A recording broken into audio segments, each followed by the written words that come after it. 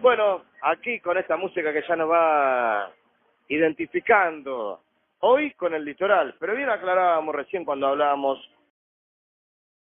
con el querido compañero que la idea de sumarlo y agregarlo a la propuesta de Radio Mate Amargo es invitarlo a que él nos profundice en algunos rincones, en algunos regionalismos, en algunos lugares de nuestra querida patria. No solamente hablamos siempre, cuando decimos música folclórica, de lo que pasa por acá, solamente en la Argentina, sino también en los países vecinos, en la Patria Grande, en la misma Via Yala, ¿no? En la misma Latinoamérica y el Caribe. Decimos que muchos de los ritmos folclóricos han ido conjugando y han venido y han ido, ¿no? Y tiene que ver también con muchos rasgos europeos que se han ido transformando, o africanos que han ido también teniendo su especie de, bueno, apego, ¿no? Y han involucrados de alguna manera, que han terminado influyendo y demasiado sobre la música de nuestra América Latina y el Caribe.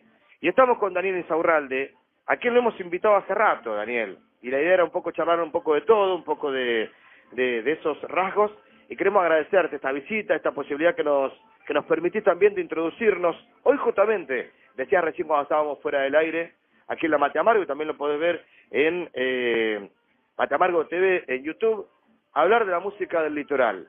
¿Cómo te va? Hola, ante nada, buenas tardes a los oyentes, a los queridos oyentes.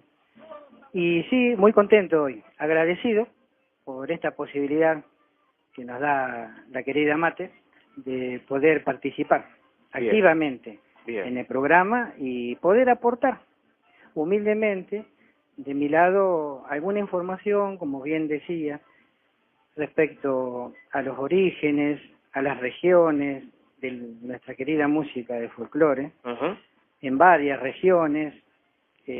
Principalmente vamos a empezar con la del litoral cuando empecemos. Perfecto. Con información, con datos, con cosas que nos pueden interesar a los oyentes mismos, quizás recordar, quizás estar de acuerdo en alguna apreciación que hagamos, y que en definitiva en esta columna tratar de dejarle un pensamiento, una apreciación que le pueda servir para incrementar el conocimiento, su acervo cultural de la persona, ¿no? Obviamente, Daniel, la música no es porque sigue un par de acordes y la conjugación de esas notas y a la cancha, como diríamos nosotros en el barrio, sino que tiene una explicación y tiene un porqué. En el litoral hay distintos también matices de la música litoraleña.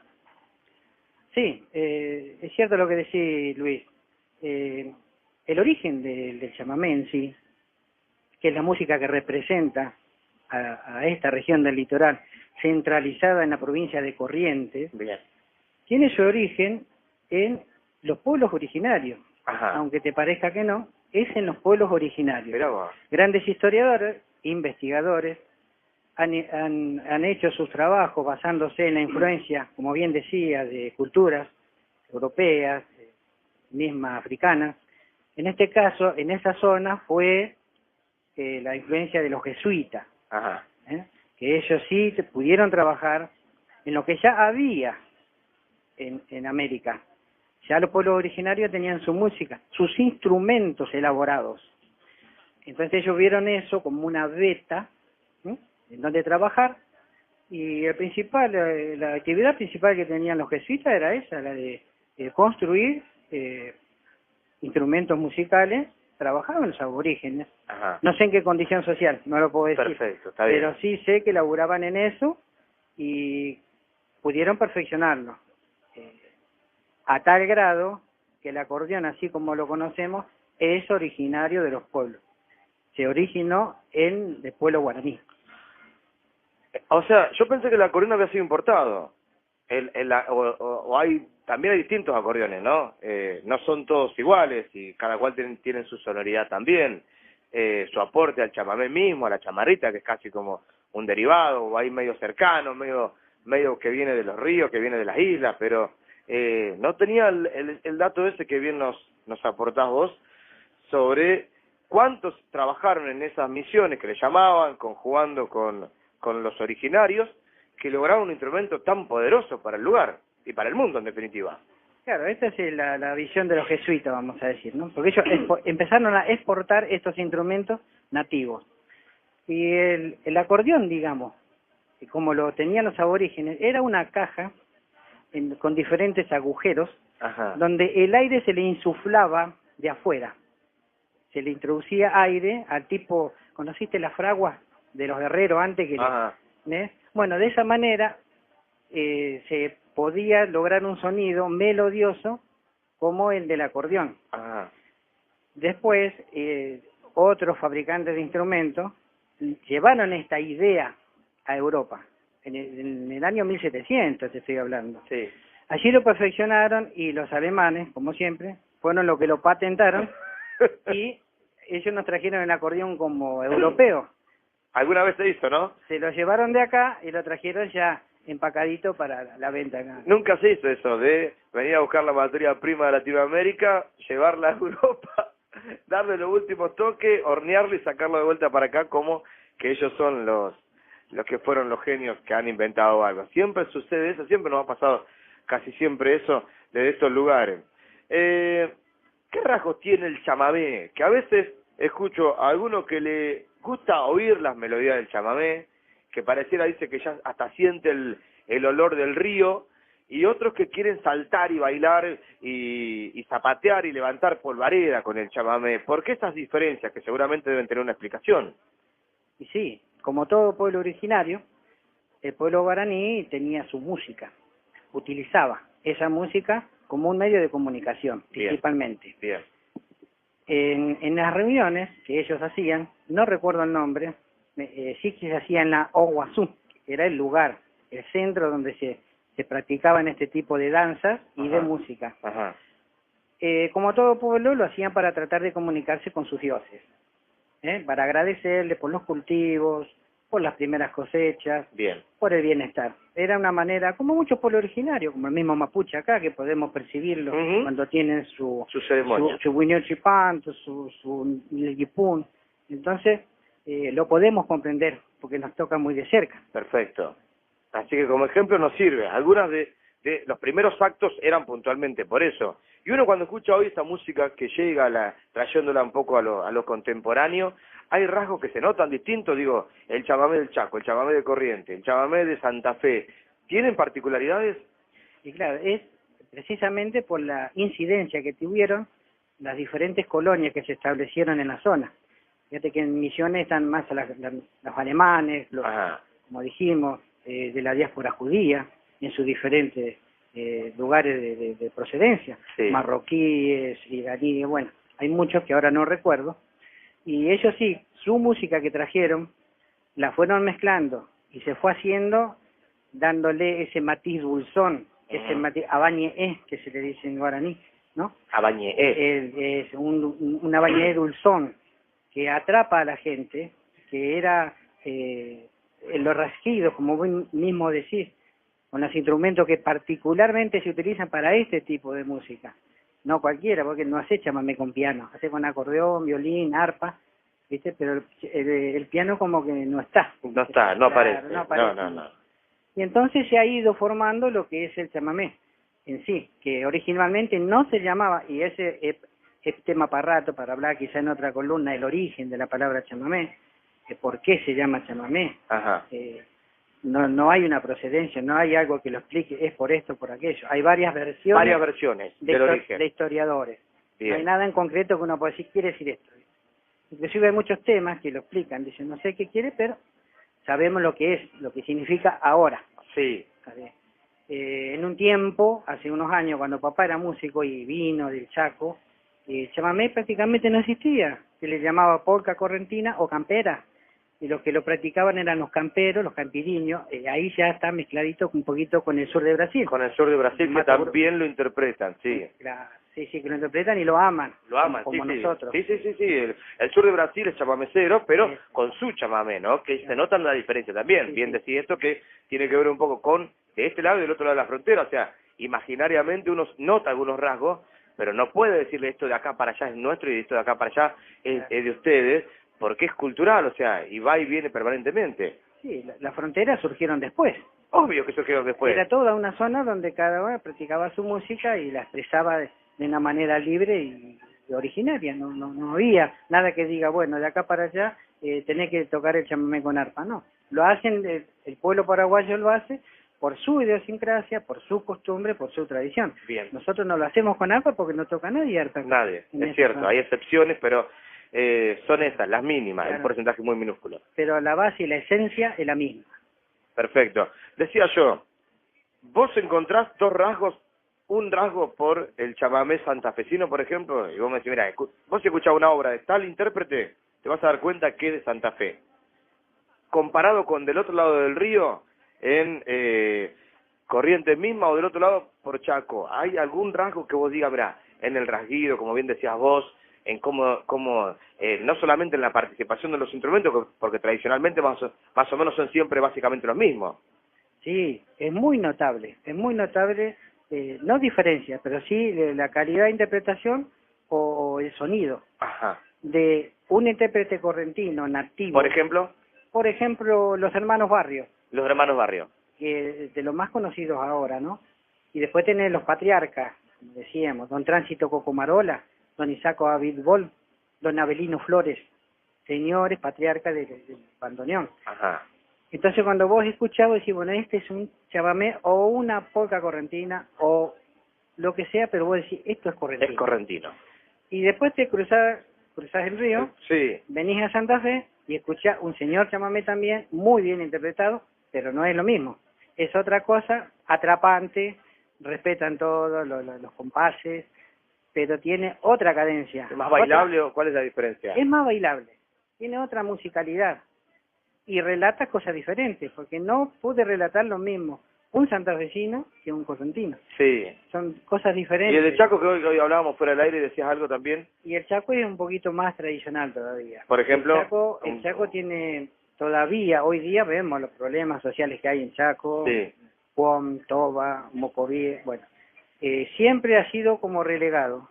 El más cerrado, entonces. El más cerrado en lo que es a música hablando, ¿no? Musicalmente hablando. Pero sí, tiene grandes intérpretes que también respetan.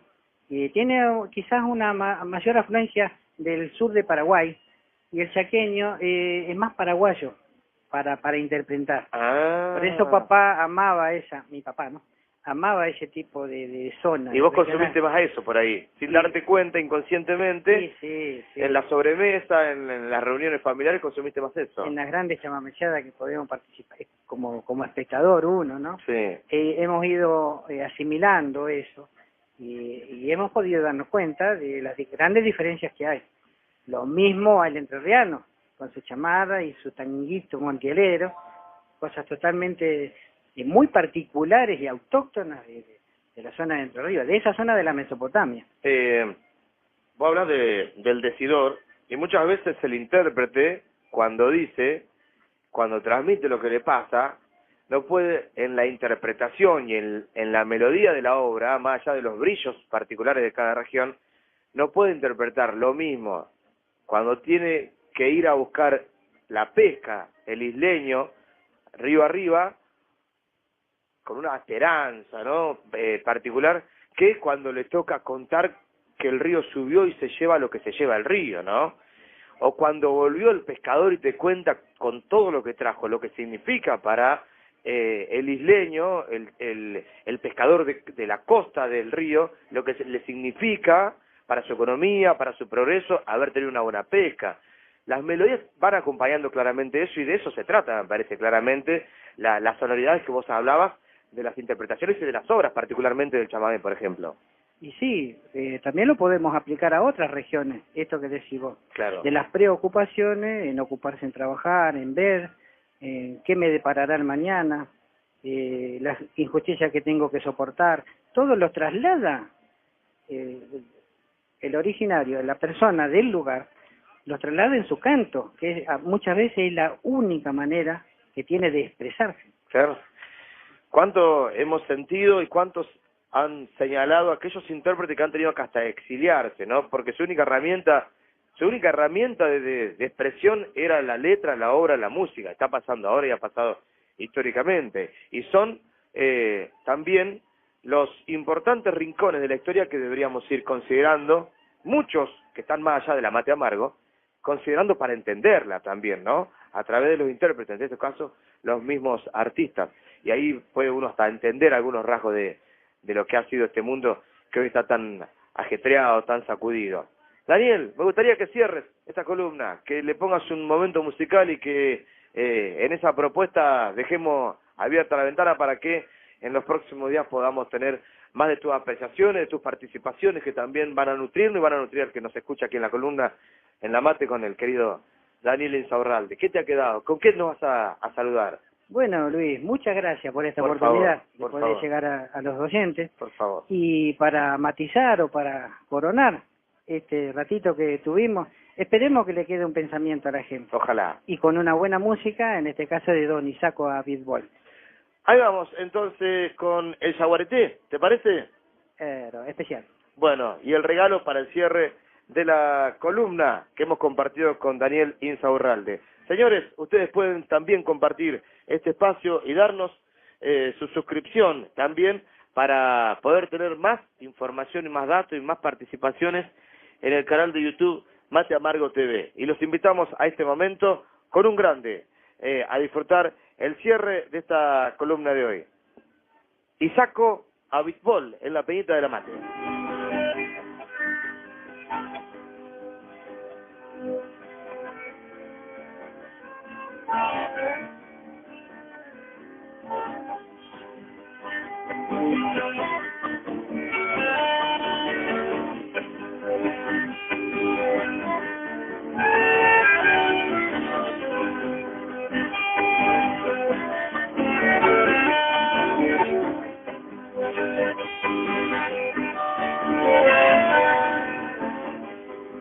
Dicen que el Yaguareté de la selva correntina a la higuera cristalina la vida con su valor, y el viento lleva el rumor de su paso en los esteros, mientras que el chaca y el cero van su alerta de temor.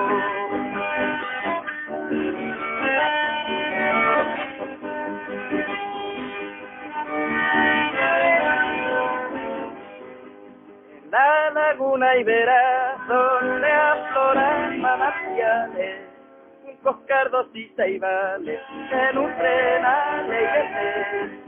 Brahma y el Yaguareté, y es su gramito una queja, porque al irse sola deja la bella flor de Irupé.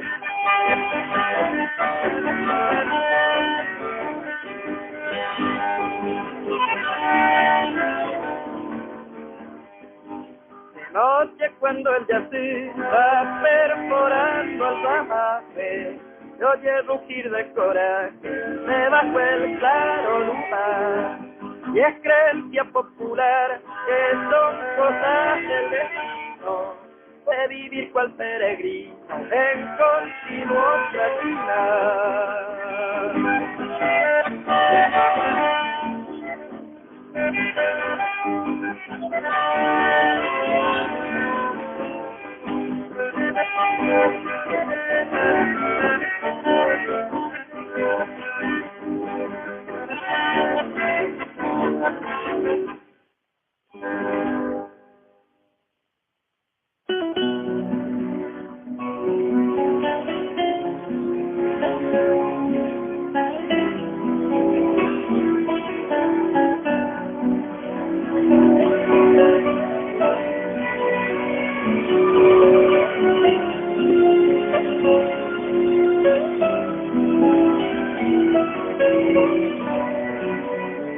En noches cuando el viento juguetea en la luna.